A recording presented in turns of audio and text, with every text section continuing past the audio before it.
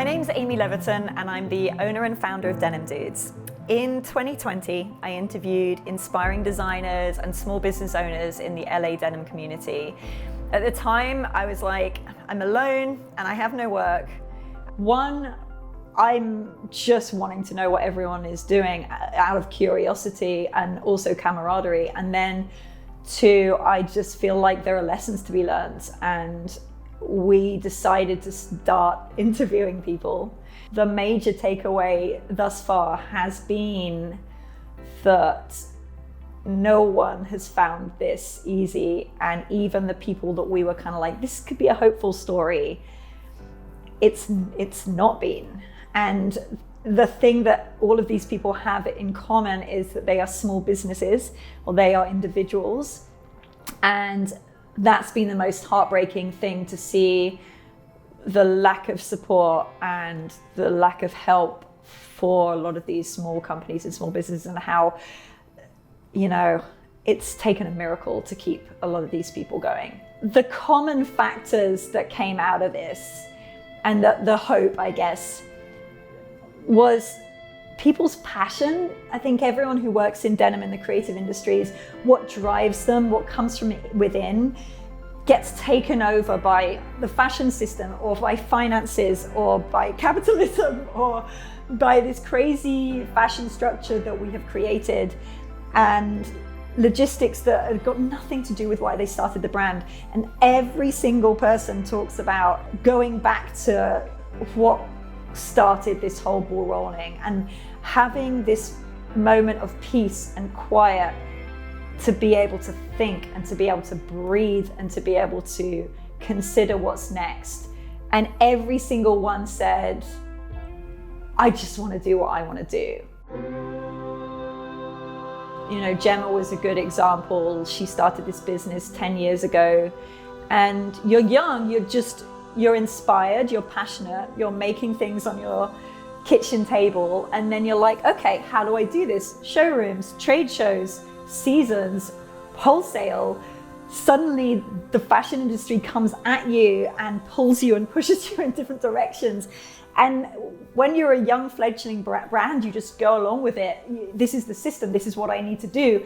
And you just jump through these hoops. And you know, it was interesting talking to especially Loren and Jemma, who are both, you know, running small businesses, and seeing they both said, you know, exactly the same thing, that it was exhausting and it wasn't working for them and they were not happy.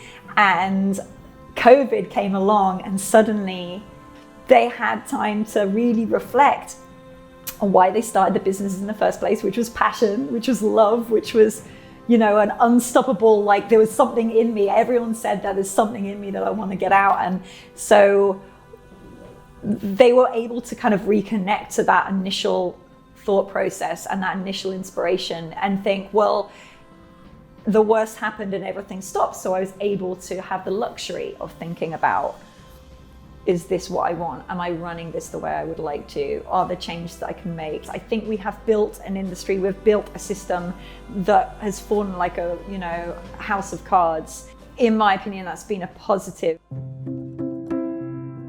Every single person that we interviewed talked about the fact that it was unsustainable, this relentless system. And we built that system. We built all of this fashion structure, and I think during this time, already the gatekeepers, those traditional gatekeepers of the fashion industry, were slowly being eroded. You know, Ashley said as a buyer for American Rag that, you know, the seasons were relentless and it was just never ending and never stopping, and it was too much and it was too frequent. And it was interesting hearing that mirrored by Jemma, who's obviously on the other side of things in the wholesale business selling, and her saying that she hated that system and she felt that she was constantly having to create things for the stores. It's interesting hearing the synergy between two stories on two different sides of the table saying the same thing. Is there a way that we can align as an industry to say, I don't want this much, I don't want to make this much.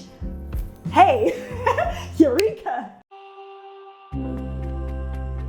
Ashley really talked about designers really thinking more deeply about what products they're going to sell into a store and what products they're going to concentrate on. And Jemma, again, she looked to like, what is the DNA of my brand? Let's design deeper into those. So it's instead of like designing wider, designing deeper. So the product's more meaningful, the consumer connects to it better, there's better storytelling, it's more considered, you have more time to think, and then yeah, maybe you're selling less, but you're going to sell out, and once it's gone, it's gone. And I feel like that's just a way better system than this system of overproducing and throwing things into the sale and then landfill. It's just crazy. And Loren said the same thing too. You know, his whole comment about, I don't want to make a 5-pocket jean anymore, but that's what sells. So now again, he's done away with the wholesale part of his business.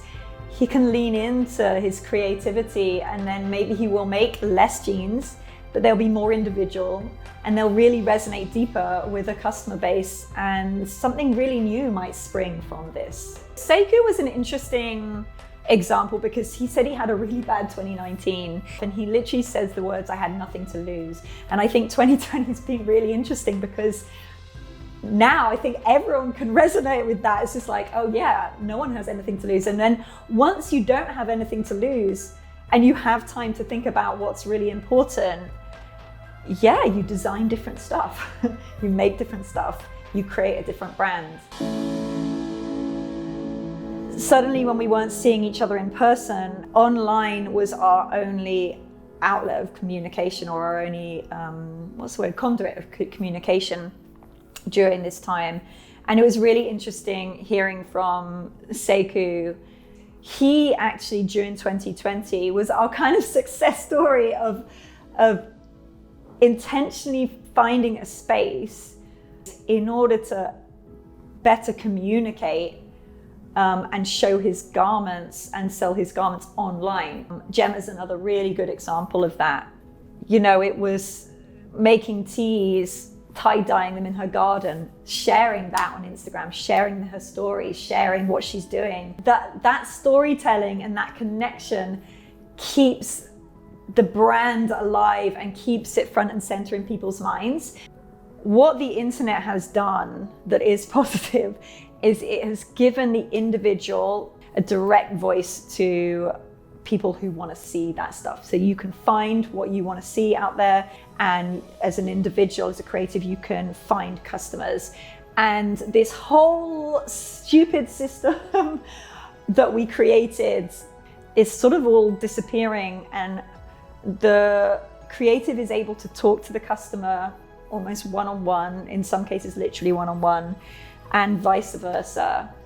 And the gatekeepers often kept creativity from the masses. Like if you think about like back in the day, like it would just be like Vogue magazine, say, and it's just like it's up to Vogue magazine whether they find those people, what they personally think of those people, what their biases and prejudices are, and then what they decide to present to the world. If I think about Loren, he had to close his store in Brooklyn and in Greenpoint.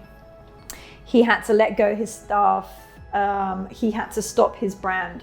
And then what he ended up doing, because he lives in Topanga, is opening a little, like he has his little trailer, mending other people's jeans, neighbors. And in a way, I think that's really a hopeful story of just when the chips are down, is like turning to community again, rather than this big fashion world, but like getting back to like, who's just down the road? How can we work together? How can we collaborate? Do you need anything mended? That to me feels much more wholesome than a big corporation making millions of jeans in factories all around the world and flying them back and forth. And just imagine if that was like flipped, and it was just like lots of individuals making things for their communities. And the internet does allow that. Successful, but within a smaller community, is just my idea of what future success should be. Sustainability is, you know, an urgent point right now. Like we're destroying the earth, and the apparel industry has a lot to answer for as far as that's concerned. So I think creating more meaning around the clothes that we're buying, creating more depth, and giving more thought as designers as well to the garments that we're designing and creating, and leaning into the storytelling and leaning into the brand ethos and everything that surrounds the brand, the community. These are all positive things. It can only lead to good. Shopping with intention, doing away with this idea of convenience and doing what's right, because it's those decisions that can really make or break a business and really make a change and readdress this unfair balance in our industry.